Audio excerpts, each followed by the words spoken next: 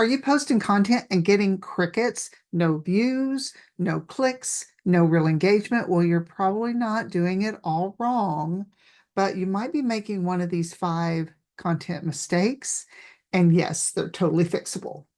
So if you don't know who I am, my name is Tanya Smith, and I help purpose-driven coaches, course creators grow with content, email, and simple sales systems. And today we're going to dive into the 5 common mistakes that are stealing your visibility and slowing your growth. So let's get into it. And trust me, you're going to want to hear number 5 because it just might shock you. So mistake number 1, inconsistent posting and ignoring the platform style. So you can't post randomly and expect results. It's just not realistic. That doesn't mean you have to post 3 times a day, every single day, but it does mean you need to figure out your flow, what would work for you. And then you need to respect the platform. So if you're picking one, that's fine. That makes it simple. But if you're wanting to be seen on the other platforms, you need to be creating content that is more conducive for that platform. Each platform has their own rhythm. TikTok wants more fast and unfiltered. LinkedIn wants more polished, maybe more thoughtful. Instagram loves that good real, but they want, of course, vertical, right? If you go horizontal on Instagram, no one's going to pay attention to you. Here's your fix. Create your weekly rhythm. What works for you? Are you going to be able to create content every day, 7 days a week, maybe 5 days a week? Maybe you can only do 3 times a week consistently, but the key here is create quality content. And then 2 to 3 focus posts that match that platform's vibe would be better than not posting at all, or posting the kind of content that platform doesn't really appreciate. So consistency plus retention equals traction. So mistake number 2, chasing the algorithm instead of connecting with your audience. I see it all the time. People chasing the trends, trying to do the dance, right? Pointing out text bubbles, which are not a bad strategy, but make sure there's some heart behind it. If you're just doing it to keep up with everybody else, it's going to be exhausting. Now, the trends can boost your reach. There's nothing wrong with, like I said, doing a trend now and then. But if your audience doesn't feel seen or understood, it's going to land on deaf ears. They're going to scroll right by and not take you seriously as a content creator. Instead, focus on community. Speak directly to that one person, that ideal person, that person you know has a serious problem that you know that you have the solution for, and build that relationship. You know, the algorithm actually is going to reward that more than you having to chase and keep up with it. Used to, the more followers you had mattered. Now, in this day, in 2025, right now, it's what are people searching for and providing that for them. What does your audience really want and need?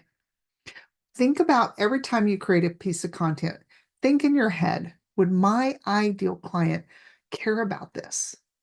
Or am I just chasing a trend? Mistake number 3, no captions. If your video doesn't have captions, you're going to miss out on about 80% of your viewers. Yes, there are that many people that watch their videos with the sound off. They may be watching TV with their family in line somewhere. They may be on a public transportation, whatever it is. They may be watching the videos, but they can't use the sound. So if you don't have your text on screen, you're going to scroll on by.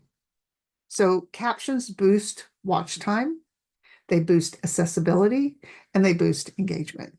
So some of you may be thinking, well, that's really complicated, but there's a lot of platforms that have captions available.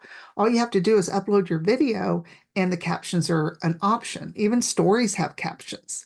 You also have editing tools. I know CapCut's free and it's easy to use, but you don't need to overcomplicate it. So a good way to consider this is to always use captioning in your videos, and that will keep people watching longer, period. All right. Now we're going to go into mistake number 4. And this is something I see so many people make, and it's weak hooks. You've got 3 seconds to stop the scroll, and that's it. I mean, if you're not creating a hook that's going to grab attention, I know you might be thinking, but a hook does seem so inauthentic, but it is very genuine. It can be. But if you start, hey guys, they're going to be gone. So whether you like making hooks or not, it's very important and effective. Maybe if you start out something like, hey, you're making this one mistake that's killing your content, you're going to stop and go, what? What mistake am I making? You want your hook to be solid. And if you want help with this, I've got over 200 hooks. All you have to do is copy and paste and put them in either AI or fill in the blank, and you've got solid hook that you can start with. So you don't have to do all the work yourself. And the best hooks call out your viewer. They're speaking to that one person, right? They're creating curiosity that's making them want to keep watching. And when you call them out and create curiosity, and you maybe even drop a hint of what's coming next, they can't help but stay in and watch. So we're going to go into mistake number 5, which might surprise some of you, and that is over polishing your content. You're editing, you're filtering, scripting every word like it's a Netflix special. Number one, that's exhausting, especially if you're a solopreneur. But your audience, they don't want perfect. They want real. They want behind the scenes. They want off the cuff. They want that unfiltered version of you, the one that's sipping coffee in a messy bun, sharing what's really on your heart. Imperfection builds trust, especially in this day. Perfect feels staged. So try this. Post something raw once a week, a story, a quick thought, a real moment. Watch how your audience leans in. All right, so let's do a recap. These 5 mistakes: inconsistent posting, chasing trends instead of connection, no captions, weak hooks, and overpolished and under personal. If you fix just one of these this week, you'll start to see a difference, and your engagement, your reach, and your confidence will grow. So tell me in the comments if you decide to pick one of these to work on. And don't forget to subscribe. Next week's video is all about mastering content planning in 30 minutes or less. And I'm going to have a live person helping them create their content. You're going to love it. I can't wait. And we'll see you in the next video. Mwah.